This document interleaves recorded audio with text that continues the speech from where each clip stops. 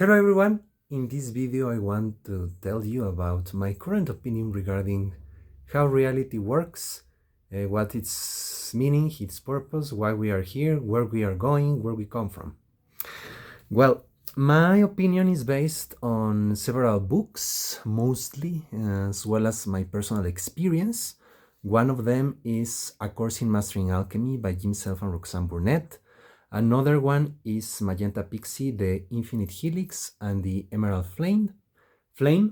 Another one is Zingdad's The Ascension Papers. And another very important one is Does God Exist by Hans Küng. And it's really interesting because all these books point to some fact that has been known in Orient, which is we all are one, unity consciousness. In the New Age movement, in the Ascension movement, in the spiritual communities around the world, the fact that we are all are one is something really known. But it's something that you find in the Christian Bible, in the Gospels. When Jesus says, love your neighbor as thyself, he is saying that because from my perspective, your neighbor is yourself. So it makes absolutely sense that you are called to love yourself, ultimately. So you can find, if you want, if you look for it, that unity consciousness permeates everyone that has gotten into a certain level of enlightenment. So basically, something that Magenta Pixie mentions from the White Wing Collective Consciousness of Nine in her book is that the source became aware of itself and made a kind of a statement which says, I am. And then there came a question, am I? And then it became the first split from this question. And in order to answer that question, Source wanted to experience all and everything in order to know itself. And so separation began, and all possibilities, infinite probabilities, timelines, multiverses, existences, dimensions, etc., etc., etc., etc., etc., came to happen. Until at some point, Source was able to get, or is able to get, the awareness, I am. And in that moment, Source starts going back, up, until it goes back to its center, and the other part is able to answer the question, am I? Saying, I am. Goes back everything to unity, and again, stillness, oneness. Until, again, Source gains awareness, Source says, I am. And then as the question, it asks the question again, am I? And then it starts the process all over again. Zingdad poses the question, the example that it's like the ocean. It's as if a wave goes all the way into the beach. Separation, and when it gets to the farthest part of itself, goes back into unity consciousness again. Well, I have to tell you that it was last year, I think, that I found that a little bit nauseous. Like it produced me a little bit of vertigo because I said, well, isn't it horrible? Like my understanding is that it's not actually an eternal recurrence of the same, as it's not necessarily that the next time that Source would say, I am I, and separation starts, events are going to occur exactly in the same way that occurred the first time, because of course we are speaking about infinities of possibilities. So probably it's not going to happen exactly the same, and it's not, I think, that Source forgets whatever happened before.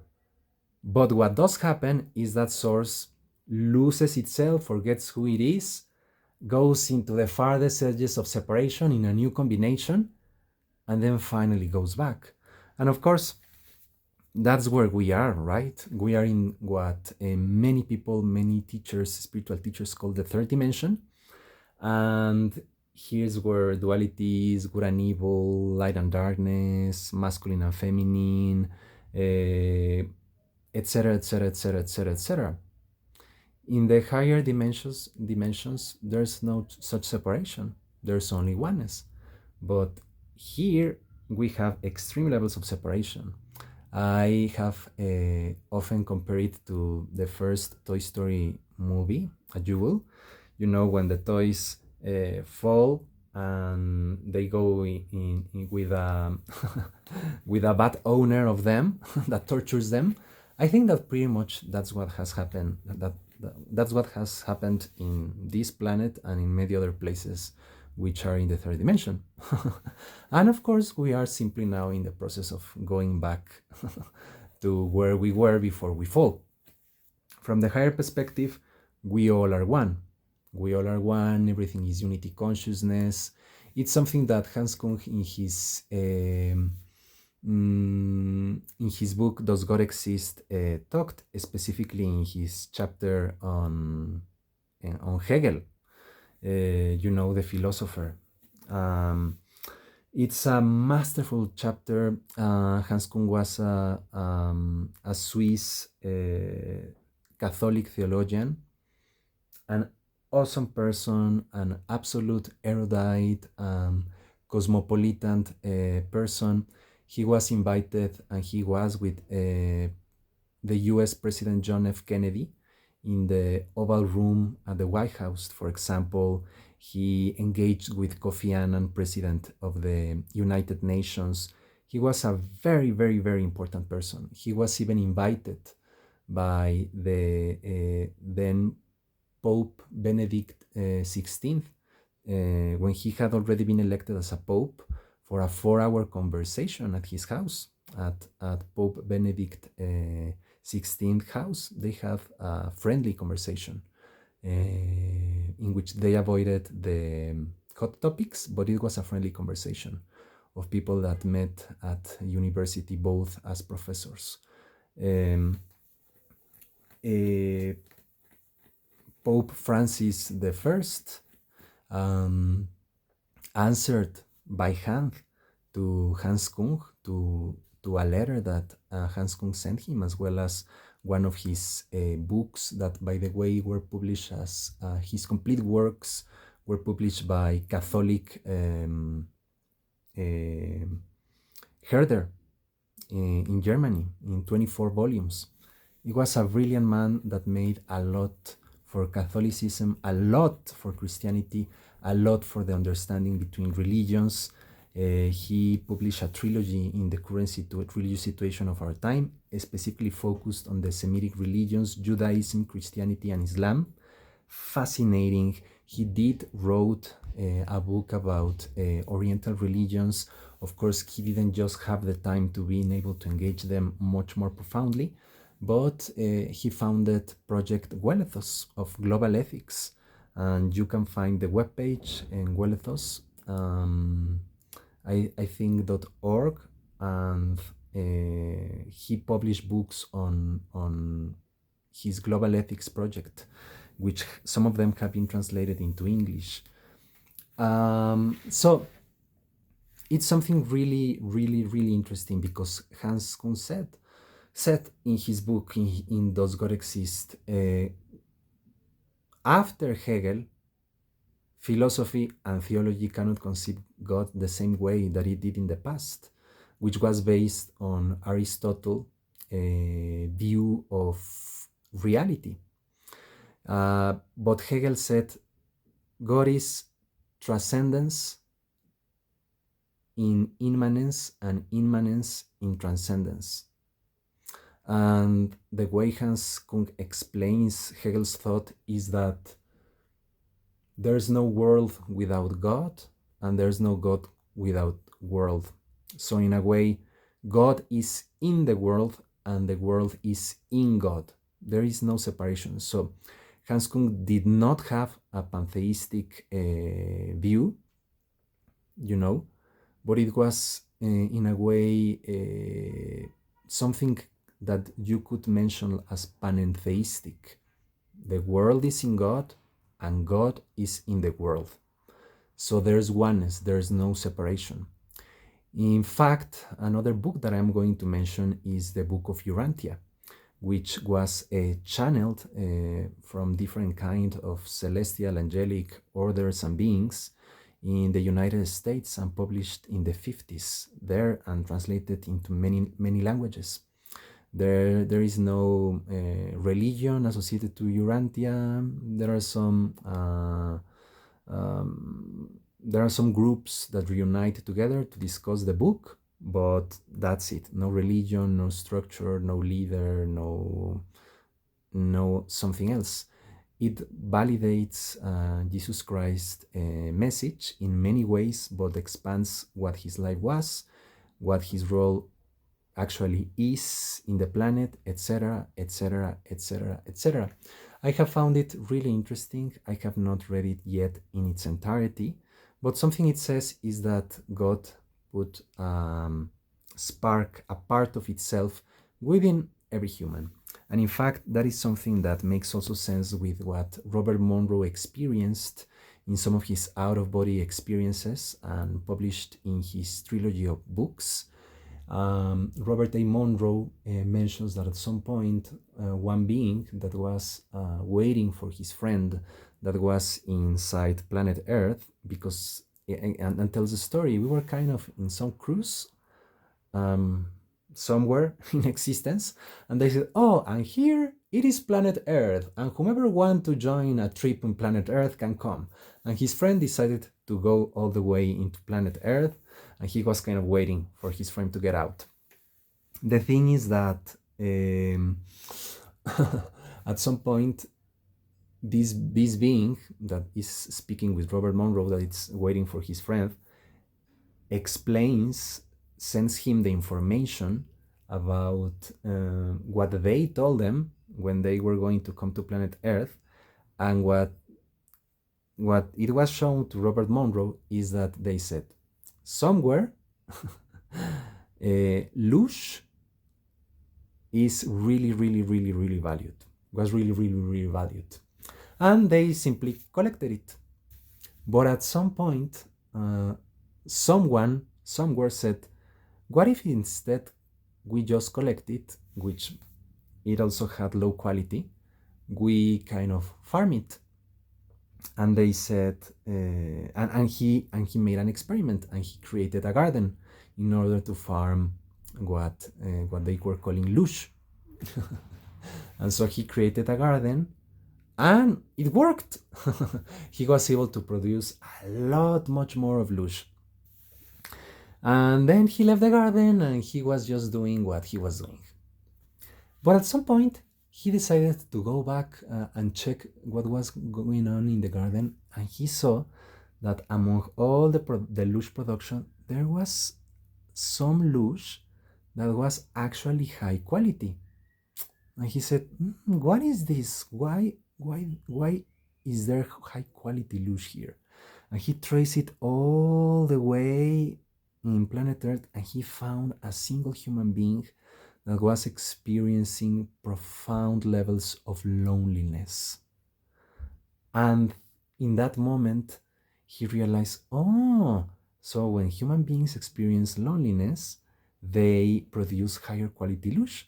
So he changed the game here so that more loneliness would be experienced. There was this separation between masculine and feminine energy, because of course you feel incomplete, and you have the need to fuse with the other polarity, with another human being. Otherwise you feel incomplete. And then he said, I am going to put a part of myself within every human being, so that all their life they are going to feel incomplete, and they are going to feel the need to go back to their source. Me, they, he. And so that would be it. That would be the reason why planet Earth exists, why humanity exists, to produce lush that is produced through our emotions. And then Robert Monroe explains that he was in shock for a long time, saying, all religions, all wars, all human history, everything, absolutely everything really actually fits and can be explained from the we are a lush farm here. That's what's really going on. But well,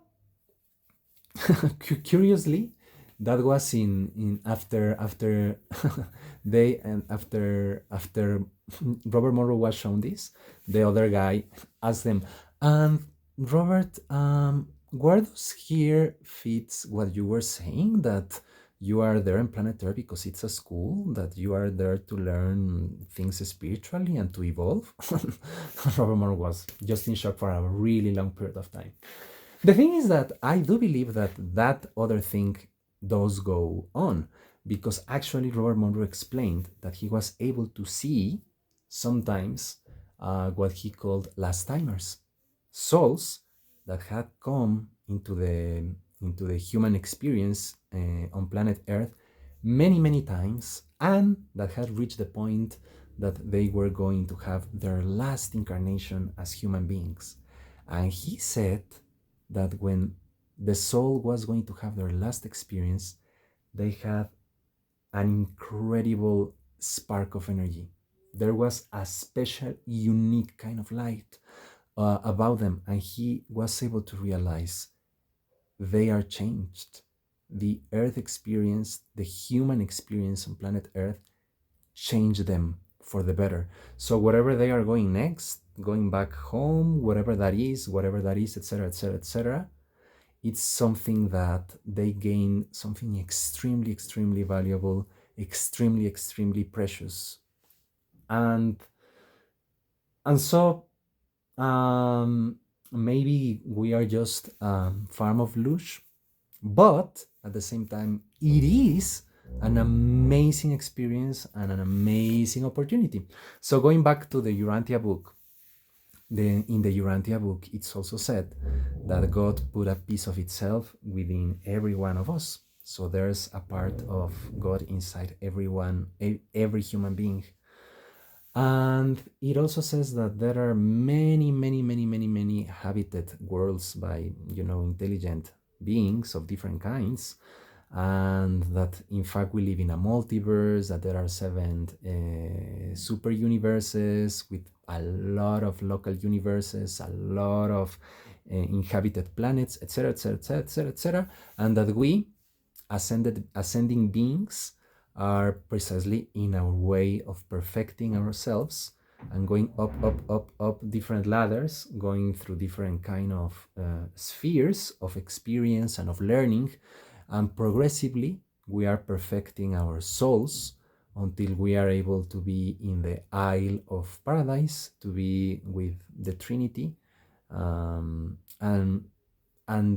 these beings from the multiverse administration, they constantly say, we really cannot explain to you everything that is to explain about that experience, about God, about the Isle of Paradise, about the Trinity, about how reality works, because you are unable to understand it, and because there are really no words in your language, and you really need to go into the ascension process in order to start gaining a broader and higher perspective all the time, so that you are able to understand better how things work. But basically is, you are really loved by God. God decided to put a piece of itself within you, and you are in a process of ascension in which you are perfecting yourself, and you are going up different ladders until you reach God's presence completely. So in that regard, it also kind of fits, and and and in that sense,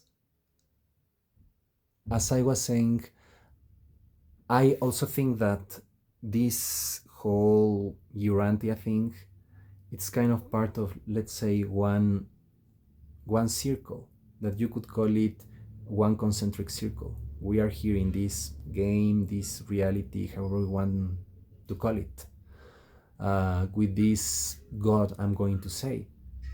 But what actually the archangels told himself, and it is known in spiritual communities and people that have spiritual knowledge, and even in the Bible, the word for God sometimes it's used in the Old Testament as plural.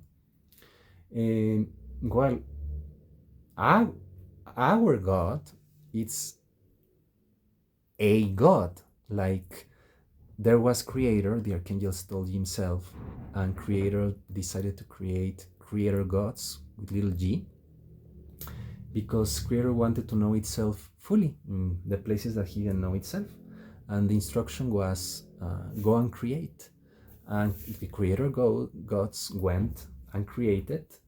And among other things, the creator gods created other creator gods, little g, and other creator gods, all little g, and other creator gods. So there will be lineages of creator gods until we reach ourselves, human beings, which we are also our creator beings. That's why we create, because, for example, as the Bible, as the book of Genesis in what Christianity calls the Old Testament, says, if we are created in God's image and likeness, if God is a creator, we are creators too. It simply makes sense, right?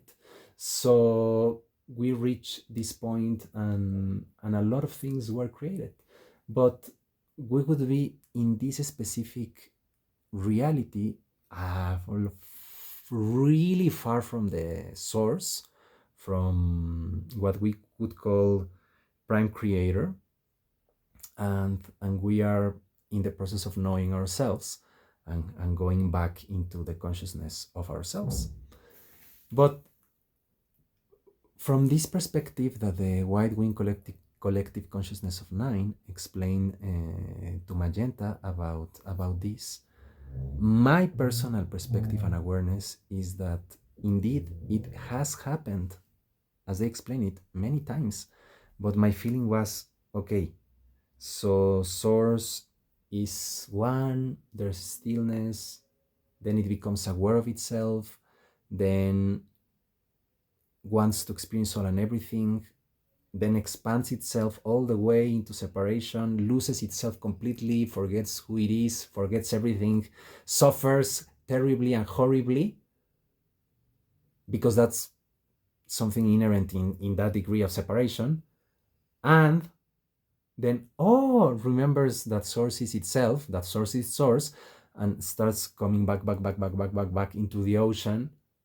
And it's like, again, stillness. And then at some point it repeats the process, and it repeats itself again and again and again and again and again. And I found that really, really, really, really horrible. It's like, when does it stop? Not to talk about the fact that, isn't that actually absolutely loneliness? Like, because it's like the other person is you. Everyone is you, whether you like them, whether you don't like them. They are you and you are them. So you're actually alone. Like we are alone. Because there's actually no we, there's only one I, there's only one being, one consciousness.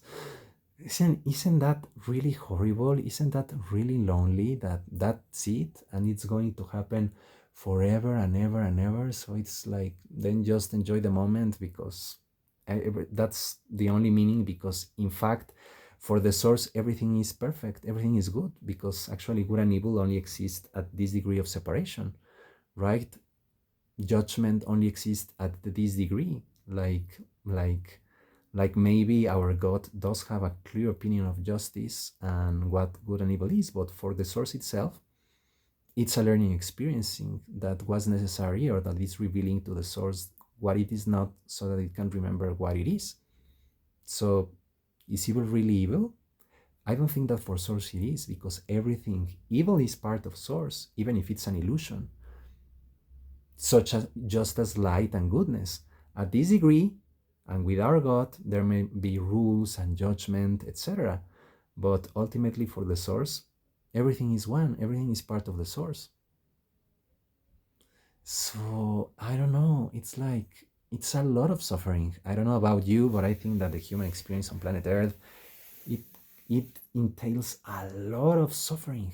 And as far as our recorded history goes, I think that that's been the case all along, in different ways, in different shapes and forms.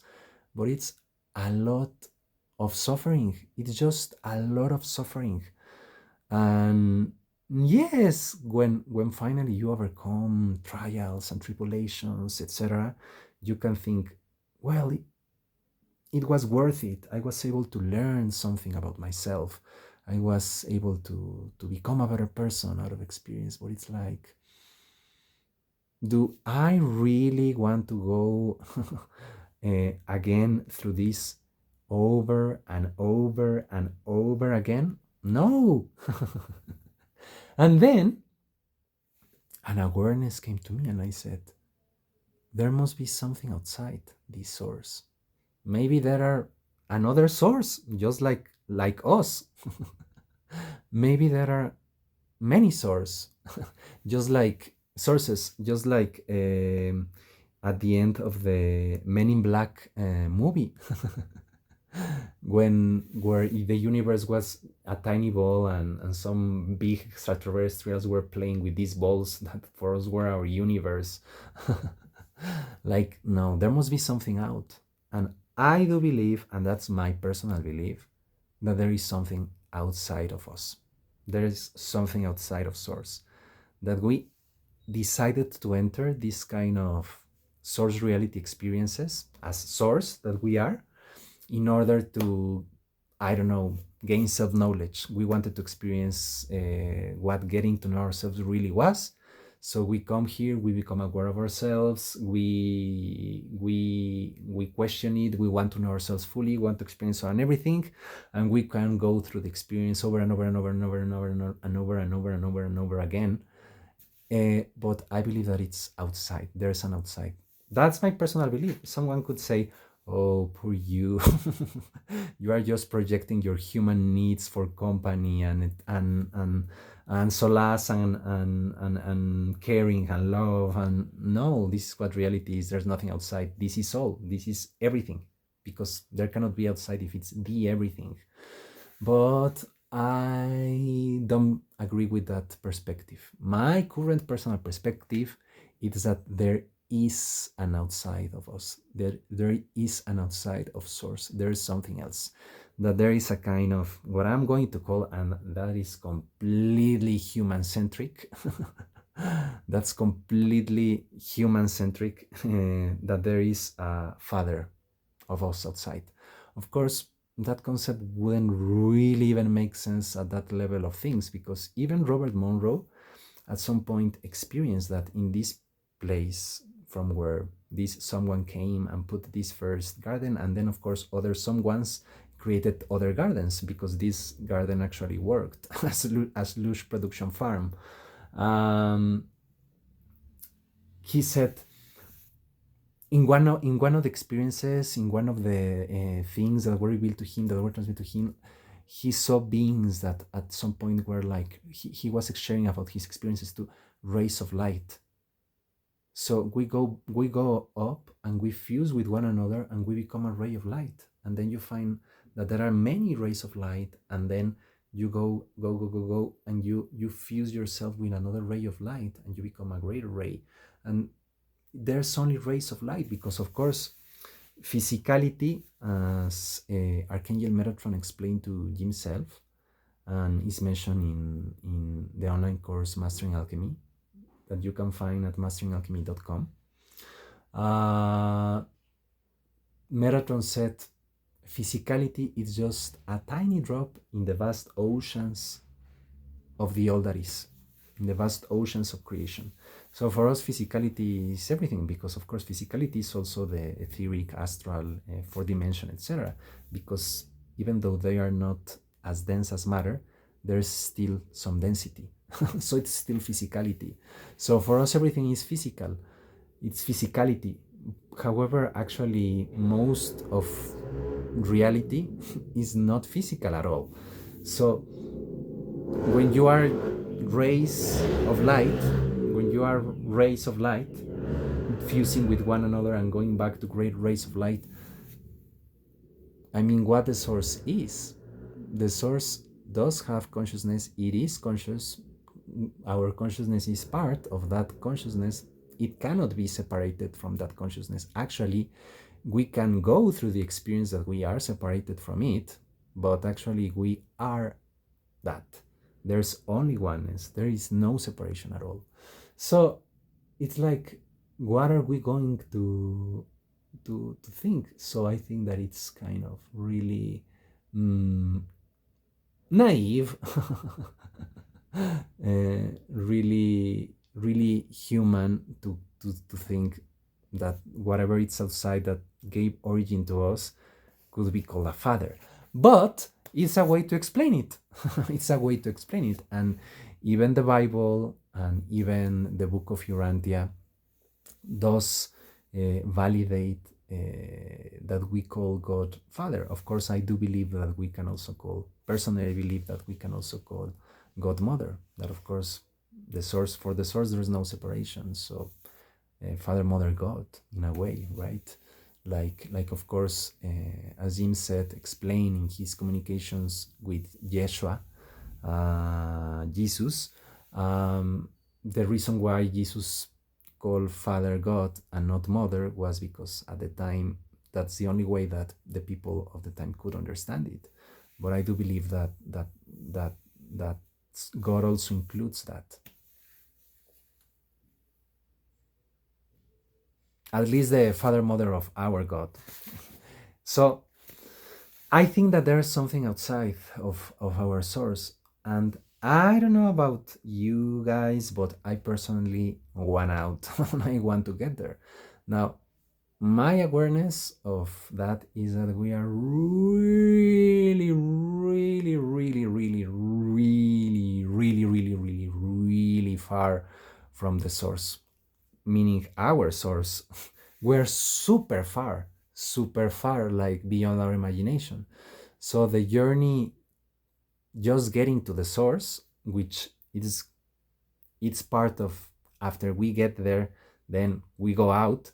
It's really a very, very, very, very, very, very long journey from our linear perspective. Maybe everything is happening simultaneously and we're already there, etc. And then my awareness is that, because I also said, well, but if we would go out as one being and leave this, then would everything just disappear? Like my family, my friends, the people I have met, like throughout lifetimes, like, because everything is one, then would everything go away?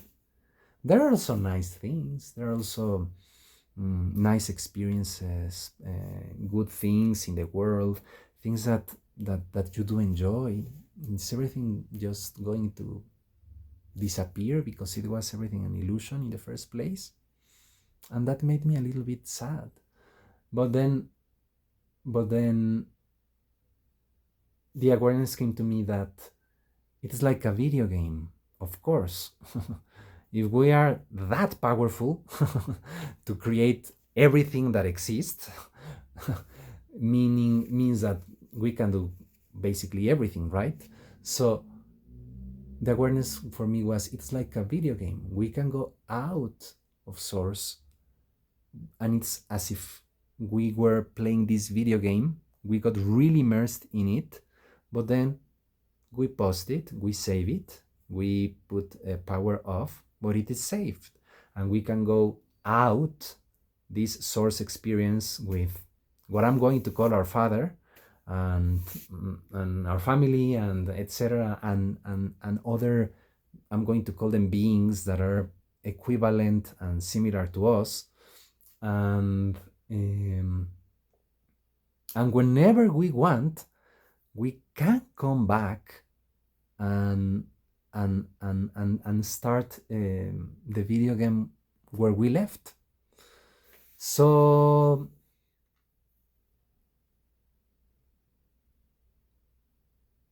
yes, that's what I want. In the meantime, as I said, I know that it's a very, very, very long journey and it's a process. And we do need to be where we are and face what we need to face and do the things that we need to do where we are right now, right? Because as far as I understand, I cannot just wish myself away outside of source. There's a reason why we are here, and it's not meaningless, and there needs to be a process. So we can consider it like the Urantia process of ascension. And in this case, I do believe that we are experiencing kind of this, some kind of ending times. What the Bible, the New Testament calls the reaping. So there's a lot happening energetically, right? The Mayan calendar ending in 2012, the door being closed for the third dimension, as Metatron said, the return of the Christ consciousness in 2011, a reset energetically happening on 2020, a lot happening. And we need to deal with it.